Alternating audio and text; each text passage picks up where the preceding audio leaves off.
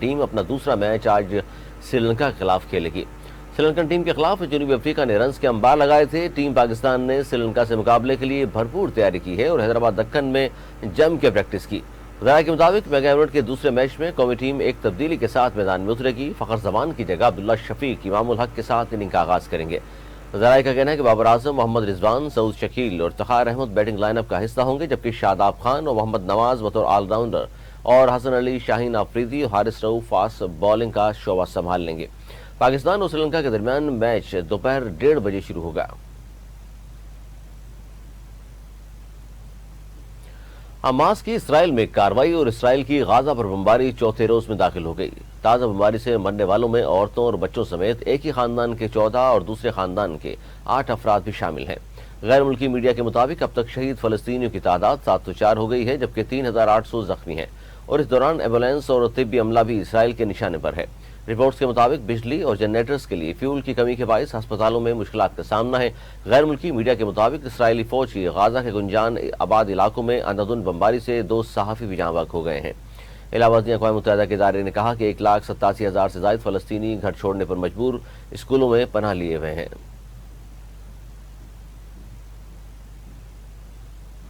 Hamas نے اسرائیل کو خبردار کیا ہے کہ اگر غازہ پر حملے بند نہ کیے تو یرغمالیوں کو مار دیں گے۔ مداحمتی تنظیم حماس کے ترجمان ابو عبیدہ کی جانب سے جاری بیان میں کہا گیا ہے کہ درجنوں اسرائیلیوں کو یرغمال بنایا ہوا ہے۔ اسرائیل جب بھی غازہ کے شہریوں پر بمباری کرے گا، جواب میں اسرائیلی یرغمالی کو مار دیا جائے گا۔ اسرائیلی وزیر دفاع ایلی کوہن کا کہنا ہے کہ حماس نے 100 سے زائد اسرائیلیوں کو یرغمال بنایا ہوا ہے۔ حماس کی دریلانہ کارروائیوں کے بعد اسرائیل غازہ پر اندھادھند بمباری کر رہا ہے، جس کے نتیجے میں اب تک متعدد فلسطینی شہید اور سینکڑوں زخمی ہو چکے ہیں اور رہائشی عمارتیں ملبے کا ڈھیر بن چکی ہیں۔ اسرائیلی وزیراعظم نیتن یاہو نے فلسطین میں حماس اور لبنان میں حزب اللہ کے خلاف بھرپور طاقت کے ساتھ کارروائی کا اعلان کر دیا۔ غیر ملکی میڈیا رپورٹس کے مطابق حماس کے مزاحمت کاروں اسرائیلی فورسز کی جھڑپیں جاری ہیں۔ اسرائیل پر حماس کے حملوں میں ہلاک اسرائیلیوں کی تعداد 1100 ہو گئی۔ اسرائیلی وزیراعظم نیتن یاہو نے حماس اور حزب اللہ کے خلاف بھرپور طاقت کے ساتھ کارروائی کا اعلان کیا ہے، جبکہ انہوں نے اپوزیشن سے ہنگامی حالت میں قومی اتحاد حکومت کے قیام میں تعاون کی اپیل کی ہے۔ نیتن یاہو کے اعلان کے بعد اسرائیل کی جانب سے جنوبی لبنان پر حملے میں لبنانی مسلح تنظیم حزب اللہ کے 3 فائٹر جاں بحق ہو گئے۔ برطانوی خبر رساں ایجنسی رائٹر کے رپورٹ کے مطابق حزب اللہ نے بھی اسرائیلی فوجیوں کی چیک پوسٹوں پر گائیڈڈ میزائلوں سے جوابی حملے کیے ہیں، جس میں 2 اسرائیلی فوجیوں سے ہلاک ہونے کے اطلاعات ہیں۔ اس کے علاوہ اسرائیلی وزیر دفاع نے غازہ کی مکمل ناکہ بندی کا حکم دے دیا ہے۔ نگراں وزیر اعظم انوار الحق کاکڑ نے کہا ہے کہ اسمگلنگ اور غیر ملکی کرنسی کی غیر قانونی تجارت پاکستان کے وجود کے لیے خطرہ ہے۔ سینئر صحافیوں سے غیر رسمی بات چیت کرتے ہوئے انہوں نے انکشاف کیا کہ مقامی حکام کی ملی بھگت سے اسمگل شدہ ایرانی تیل کی 27,000 گاڑیاں روزانہ غیر قانونی طور پر پاکستان میں داخل ہو رہی تھیں۔ ان گاڑیوں کے داخلے کے لیے متعلقہ ڈپٹی کمشنر کو 1.25 لاکھ سے 1.5 لاکھ روپے فی گاڑی رشوت دی جا رہی تھی۔ ڈپٹی کمشنر اسمگلنگ میں کردار ادا کرنے والوں کو بھی شیئرز دے رہے تھے۔ انہوں نے کہا کہ ان گاڑیوں کی سرحد پار سے غیر قانونی نقل و حرکت تقریباً بند ہو چکی ہے، اگرچہ ابھی تک مکمل طور پر یہ اسمگلنگ نہیں رکی۔ انہوں نے کہا کہ عسکری اور سول قیادت نے اسمگلنگ کے خلاف فیصلہ کن مہم شروع کی ہے۔ گزشتہ 3 سال میں یہ ایسی دوسری مہم ہے، لیکن اس بار کریک ڈاؤن شدید ہے۔ یہ میرا فیصلہ تھا کہ ایرانی تیل کی پاکستان اسمگلنگ کو روکا جائے، جس پر پاک فوج نے اہم کردار ادا کرتے ہوئے بڑے پیمانے پر کریک ڈاؤن شروع کیا۔ نگراں وزیر اعظم نے مزید کہا کہ اگست سے پہلے ایرانی تیل کی اسمگلنگ کو بہت سے لوگ قانونی سمجھتے تھے۔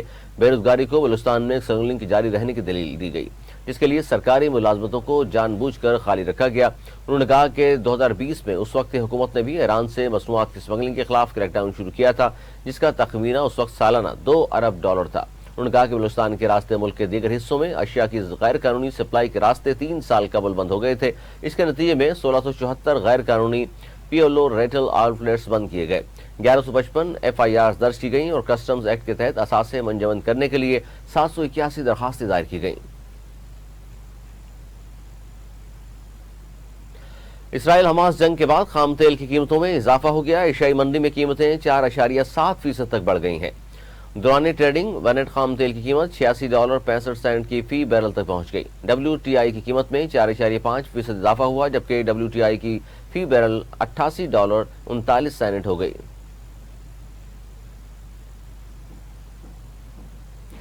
مفت بجلی نہیں ملے گی، یونٹ کے حساب سے بجلی کمپنیوں کے افسروں کو پیسے دینے کی سمری تیار ہے۔ بجلی کمپنیوں کے افسروں کو مفت بجلی کی جگہ مفت مالی سہولت دینے کی تیاری کر لی گئی۔ ذرائع کے مطابق گریڈ 17 سے 21 کے افسروں کو ماہانہ مفت یونٹوں کی فراہمی بند کرنے کی سفارش کی گئی ہے۔ کابینہ کمیٹی برائے توانائی کی جانب سے پاور ڈویژن کی سمری پر آئندہ اجلاس میں منظوری دینے کا امکان ہے۔ مفت یونٹوں کی سہولت ختم کرنے سے سالانہ 6 ارب روپے سے زائد بچت ہوگی۔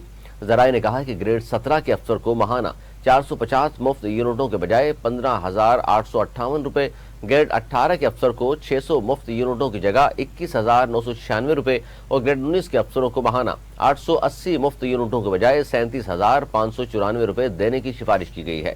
ذرائع کے مطابق گریڈ 20 کے افسر کو ماہانہ 1100 مفت یونٹوں کے بجائے 46,992 روپے اور گریڈ 21 کے افسر کو ماہانہ 1300 مفت یونٹوں کی جگہ 55,536 روپے دینے کی سفارش کر دی گئی ہے۔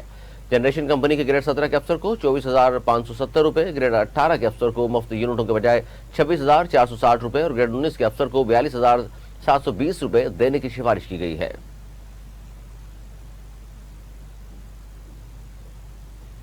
صرافہ ایسوسی ایشن نے سونے کی قیمتوں کے تعین کے حوالے سے اہم فیصلہ کر لیا۔ کراچی کے صرافہ بازار میں سونے کی قیمت کے حوالے سے ہنگامی اجلاس ہوا، جس میں بلین کے نمائندے سمیت صرافہ ایسوسی ایشن کے عہدیداران شریک ہوئے۔ اجلاس میں سونے کی قیمتوں کے تعین کے حوالے سے اہم فیصلے کیے گئے ہیں۔ ایسوسی ایشن نے اہم اعلان کرتے ہوئے کہا کہ انٹر بینک کے ساتھ منسلک کر کے ریٹ جاری کریں گے۔ صرافہ ایسوسی ایشن کے مطابق اسرائیل فلسطین جنگ کے باعث عالمی طور پر سونے کی قیمتوں میں اضافہ ہوا ہے۔ ترجمان نے کہا کہ جنگ کے باعث آج مقامی طور پر صرافہ بازار میں سونا دستیاب نہیں تھا۔ سونے کی قیمت کے حوالے سے ترجمان نے بتایا کہ آج مقامی صرافہ بازار میں فی تولہ سونا 1,95,500 روپے کا ہو گیا۔ ترجمان کے مطابق مارکیٹ میں سونا گزشتہ ہفتے کم ہو کر 1,88,000 کا ہو گیا تھا۔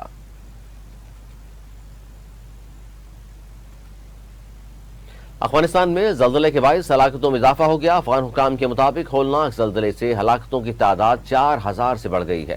افغان حکام کے مطابق زلزلے سے 2,000 گھر مکمل طور پر تباہ ہو گئے۔ 35 ریسکیو ٹیمیں امدادی کاموں میں مصروف ہیں۔ چین نے $2 لاکھ امدادی رقم افغانستان کے حوالے کی۔ رپورٹ کے مطابق زلزلے کے باعث مٹی کے تودے اور عمارتیں گرنے سے اموات ہوئیں۔ حکام نے کہا ہے کہ مٹی کے ملبے تلے لوگوں کے پھنسنے کی وجہ سے ہلاکتوں کی تعداد بڑھ سکتی ہے۔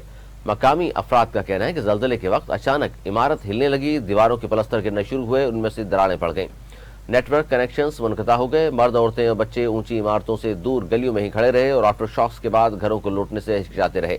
این ڈی ایم اے کے ترجمان ملا جان سائک نے کہا کہ 3 صوبوں میں زلزلے کے جھٹکے محسوس کیے گئے ہیں۔